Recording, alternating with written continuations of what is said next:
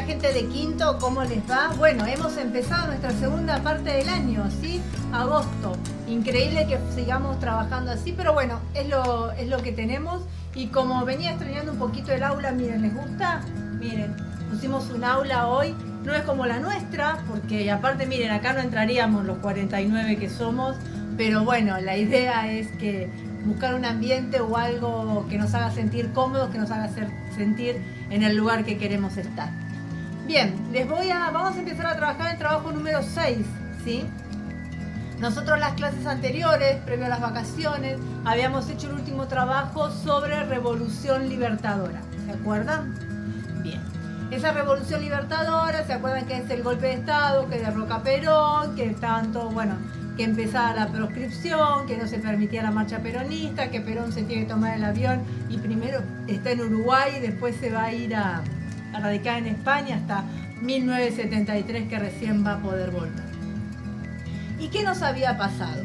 La Argentina no era solamente un país peronista, más allá que desde el 46 al 55 el poder había estado monopolizado por los peronistas, por el movimiento obrero, el sindicalismo. Había otros partidos políticos, el primer partido político que surge en Argentina, los conservadores, los socialistas, los radicales, que habían visto desde el surgimiento del peronismo el no poder llegar a ganar elecciones, el no poder participar. Participaban, pero no tenían el apoyo de la gente. Cuando hacia 1957 viene la convención, la ley por la cual Aramburu tiene que negociar, volver a una salida democrática, ¿no? Uno de los puntos que el gobierno militar le va a poner es la proscripción del peronismo. El peronismo tenía que estar proscripto, ¿sí? Y otro de los temas que van a hacer es un periodo que se inaugura desde 1958 hasta 1966, y yo hago mucho hincapié en esto, y la gente que tenga que, esperemos que ninguno, dar examen conmigo después de quinto, o es algo que yo siempre les voy a preguntar: ¿por qué este periodo de 1957-58 hasta 1966 es el periodo de las democracias restringidas? ¿Sí? ¿Por qué hablamos de esto? Porque sí va a haber elecciones en Argentina, sí va a haber partidos políticos, sí va a haber movimientos, va a haber manifestaciones, se va a crear todo el acto electoral, la democracia va a existir, la Constitución va a estar vigente, pero no va a tener la libertad de que cualquier partido político se pueda presentar. Porque en las elecciones del 58 el peronismo va a estar proscripto. Sigue rigiendo toda esta estructura de no marcha peronista, no candidato, no partido político, no imagen de Perón ni Eva Perón, nada de que todos los líderes que estaban en los sindicatos habían sido desplazados, muchos se habían exiliado. Empieza a gestarse toda una resistencia peronista en contra de esto, pero es tan fuerte en este momento todavía el aparato militar de la Revolución Libertadora que va a coartar cualquier movimiento. Entonces, ¿qué dijeron los radicales? Esta es nuestra oportunidad. Si queremos volver al gobierno como lo hicimos en las glorias de Irigoyen de 1916 y 1920 y pico y Alvear, este es el momento. Entonces, ¿qué pasa? El radicalismo se va a presentar a las elecciones. Pero si se acuerdan un poquito, el radicalismo se había dividido en dos vertientes, ¿se acuerdan? El Partido Intransigente, la Unión Cívica Intransigente y la Unión Cívica Radical del Pueblo, ¿no? ¿Por qué se había dividido la Unión Cívica Radical? Porque había que negociar con el gobierno militar, y no todos los líderes radicales estaban de acuerdo con ciertas negociaciones y ciertos acuerdos que había que hacer. Entonces, cuando se firma este acuerdo de que se va a venir a elecciones en 1958, la Unión Cívica Radical, que era uno de los el segundo partido político más importante de la Argentina, va a estar dividido en dos. Por una línea, la Unión Cívica Radical Intransigente, y por la otra línea, la Unión Cívica Radical del Pueblo. La Unión Cívica Radical Intransigente va a estar liderada por Frondizi, ¿sí? Que es nuestra clase de hoy. Y la del Pueblo va a estar liderada por Balbín. Frondizi va a tener una postura más negociadora y una postura más de, quizás se puede ver, de entender cómo venía el entramado, ¿no? Y de poder tener esa cintura de acomodarse a las circunstancias. La línea de la Unión Cívica del Pueblo quería mantenerse más sobre sus líneas firmes, ¿no? Y de no negociar. Cuando se vienen las elecciones, Frondizi sabe que con su solo capital político, con su solo capital de plataforma o de proyecto económico, de volver a la democracia, con el solo voto de la porción del radicalismo que iba a tener, no iba a ganar. Que necesitaba el apoyo sí o sí de los seguidores del partido peronista. Hace un acuerdo con Perón, ¿sí? Ustedes después en el trabajo van a ir leyendo. Les mandé varios videitos en el trabajo también, donde van a ver cómo se manejaba esto políticamente, las imágenes de la época, cómo estaban los encabezados de los diarios. Presten atención a todos los encabezados de los diarios, a ver cuál es la información que se quería dar. Yo les voy contando para que tengamos como el contexto. Frondizi lo que va a hacer negociar. Negociar para tener el apoyo del peronismo, prometiéndoles que ¿qué querían los peronistas? Volver. Querían que su líder político vuelva. Entonces, ¿qué hace Frondizi?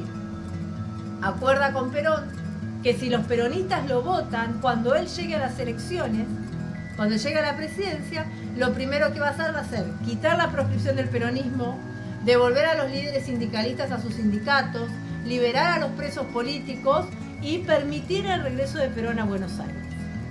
Entonces Perón le dice, ojo, yo le voy a mandar a mi gente que te vote si vos cumplís con esto, y Frondizi acuerda que sí. Al mismo momento que se está gestando todo esto, el sector militar que estaba en el poder le dice a Frondizi, nosotros vamos a permitir que estas elecciones se celebren, que estas elecciones estén acá, y vos vas a tener nuestro apoyo siempre y cuando cumplas con un solo punto, que el peronismo no vuelve, sigue proscripto, los sindicatos siguen cerrados y Perón sigue afuera. A lo que Frondizi no tiene opción de decir, está bien, también lo voy a cumplir. Frondizi era una persona muy inteligente, una capacidad de estratega, ¿no? Y su proyecto económico era muy interesante, y entonces ustedes van a ver que él pensó que cuando llegara su gobierno, ¿no? Con la fuerza de la Cámara de Diputados, de la Cámara de Senadores, con la fuerza del peronismo, que lo vota, ¿no? Obviamente Frondizi va a ganar las elecciones, va a ganarle sobre Ilia, ¿no? Sobre el otro candidato que estaba. Pensó que iba a poder manejar la situación, pero no. Las presiones de los dos sectores fueron muy fuertes, su gobierno va a ser un gobierno débil, un gobierno que no puede responder a las exigencias de los dos sectores, porque apenas ganó y dijeron, hola, buenas tardes, dijeron los peronistas, ya estás en el gobierno, ahora queremos que vuelva Perón. Bueno, no sé, hay que ver, y los militares, ojo, vos estás en el gobierno porque nosotros permitimos las elecciones, pero con estos puntos. Entonces siempre hubo una guerra, ¿no? Un choque de la debilidad de este gobierno. En el 57 la dictadura de la Revolución Libertadora llama a elecciones, con el peronismo estaba prohibido lo que les conté, el candidato de la Unión Cívica Radical Intransigente Frondizi llega a un acuerdo con Perón, con el caudal de esos votos peronistas se va a imponer y va a ganar las elecciones como hablamos. Este es Frondizi. Yo siempre les quiero mostrar las fotos porque me parece que tenemos que conocer la cara de quienes estamos hablando, ¿no? Tanto Frondizi como después Ilia son los dos radicales, los dos presidentes radicales del momento. Son presidentes que la historia los tiene como honestidad, ¿sí? Porque más allá de que sus gobiernos no fueron exitosos, entre comillas, lo que se esperaba, más allá que terminaron con revoluciones y Ilia otra vez con un golpe de Estado en nuestro país nuevamente, sus políticas y sus proyectos sí estaban buenos, ¿sí? Pero a veces no sirve solamente que un gobierno, que un país tenga buenos proyectos, ¿no? Se necesita el apoyo y se necesita una constancia de trabajo para trabajar. El gobierno de Frondizi va a estar desde 1958 al 62, Va a haber un gobierno provisional de Guido, y que ustedes ya cuando hagamos el Zoom me van a contar de qué es este gobierno provisional. ¿Qué pasó? ¿Qué le hicieron a Frondizi? Los puntos importantes del gobierno de Frondizi y que lo va a llevar a la caída es el pacto con Perón, que no puede cumplir, este modelo económico del desarrollismo, que sí estaba bueno. A ver, el modelo económico era potable, pero no se pudo sostener en el tiempo por las presiones extranjeras, el tema con la iglesia, de laico libre, el tema del sindicalismo, ¿no? La libertad de manejar los sindicatos, las empresas, el tema del petróleo y los frigoríficos. Son los puntos fundamentales donde va a tener crisis y donde van a ser las problemáticas políticas y sociales que Frondizi no va a poder manejar. Azules y colorados, Cuba y la política exterior y el golpe que viene después. Todos estos puntos que yo les puse acá son los que ustedes van a tener que ir trabajando en el trabajo. En el trabajo que yo les di van a ir trabajando todas estas cosas.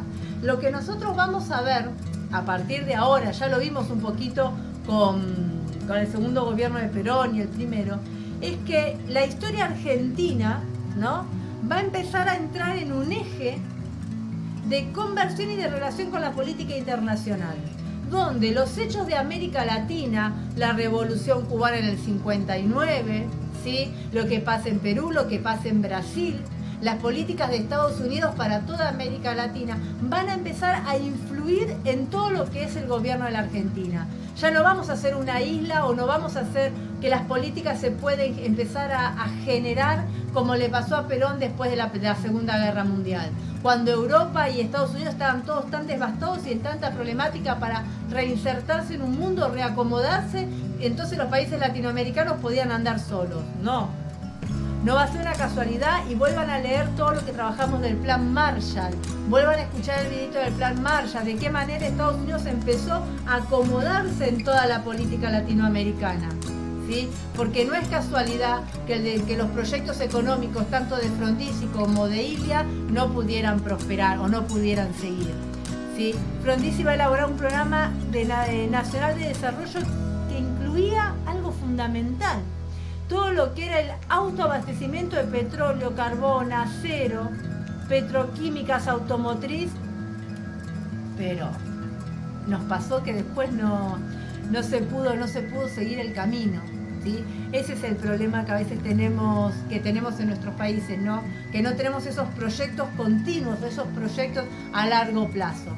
Entonces, bueno, y encima en un país tan inestable, ¿no?, donde este gobierno radical, más allá que tenía intelectuales e ideas muy importantes y muy claras, y entender que ahí había que ir, ¿sí?, el camino de llegar hasta ahí, no tenían la fuerza ni el apoyo de toda la sociedad para poder seguir adelante.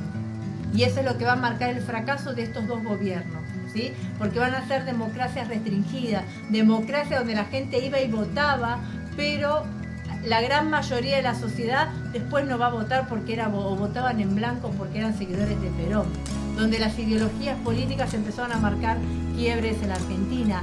Cosas importantes para destacar: la erradicación de capitales extranjeros, la ley de promoción industrial, la materia energética, la entrada de capitales extranjeros para el desarrollo de todo lo que era una industria. ¿Por qué? Porque el desarrollismo era también desarrollarse a un nivel a lo que estaban haciendo las potencias extranjeras, ¿sí? Uno puede competir, se mantenía la idea de poder competir a un nivel, una economía internacional, pero para poder competir tengo que tener la misma industria, porque si tengo cosas muy atrasadas y muy viejas, no puedo competir de ninguna manera, ¿sí? A esto estamos hablando. Importante de todo esto, yo quiero que les queden claro, concepto de lo que son las democracias restringidas. ¿Quiénes son los protagonistas de estas democracias restringidas? ¿Quiénes son los protagonistas? Frondizi e Ilia, radicales, ¿sí? Y bueno, y ver de qué manera la política exterior empieza a ser un eje transversal que empieza a marcar todo lo que es la política argentina. Así que, gente, a ponerse a trabajar. Tienen bastante material, les dejé los videitos del canal Encuentro que muestran, como les decía al principio, la imagen concreta de la realidad de cómo se iba viviendo todo esto, no las incertidumbres que se mostraban en los diarios. Escuchen los pedacitos de programas radiales también que les puse, y a leer, a trabajar, y prontito la semana que viene ya les mandaré el link de cuándo nos veremos en nuestra clase de Zoom para poder seguir trabajando. Besos y nos vemos, Quinto. Buen comienzo.